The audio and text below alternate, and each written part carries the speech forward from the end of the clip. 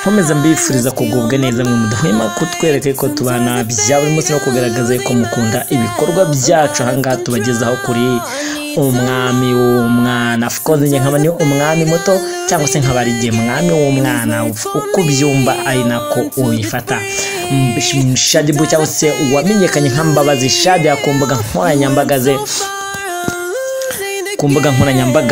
umwe mu badamu n'umumama w'abana babiri akaba yarahoze ari umugore wa Meddy Saleh batakibana ubu ngubu. Mu minsi yashize byatangajwe yuko umusore bakundanaga baba nawe batagikundana bitewe nuko bitakigaragara yuko umwe akurikirana undi yaba ku mbuga nkoranyambaga ze. Shaddy Boo yagize gutya yikoza kuri Twitter yahoze ari ya Twitter ubu yabaye X apostinga avuga ati umuntu waba ufite ubutumwa yatangaza kuri The Ben cyangwa se yashaka gushyikiriza The Ben yamunomangewe nkagenda nkamubwira.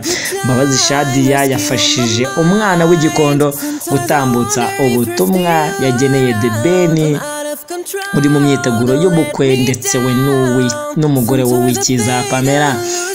Iki nababwira cyo kandi nuko Mbabazi Shaddy wamamaye ku mbuga nkoranyambaga nka Shaddy Boo abinyujije ku rukuta rwe rwa X yasabye abakunzi be ko bamuha ubutumwa bashaka ko batambukiriza ndetse nabo bagenewe uwitwa The Ben uwitwa umwana w'igikondo yagize ati nshaka umbwire The Ben ko atari kuri yabasaba inkunga kandi ntazongere no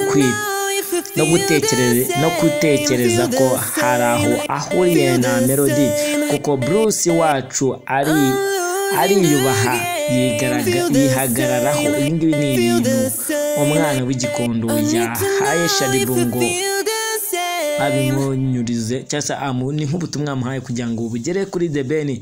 Ubu butumwa kandi butanzwe mu gihe The Ben na Pamela bari mu myiteguro y'ubukwe bwabo buzaba mu matariki ya nyuma y'ukwezi kwa 12 ku itariki 23 z'ukwa 12 aho kubwitabira bisaba kwishyura ibihumbi 50 y'amafaranga y'amanyarwanda. Tumabwiye ngo mukomeze muryoherwe n'ibiganiro umwami w'umwana.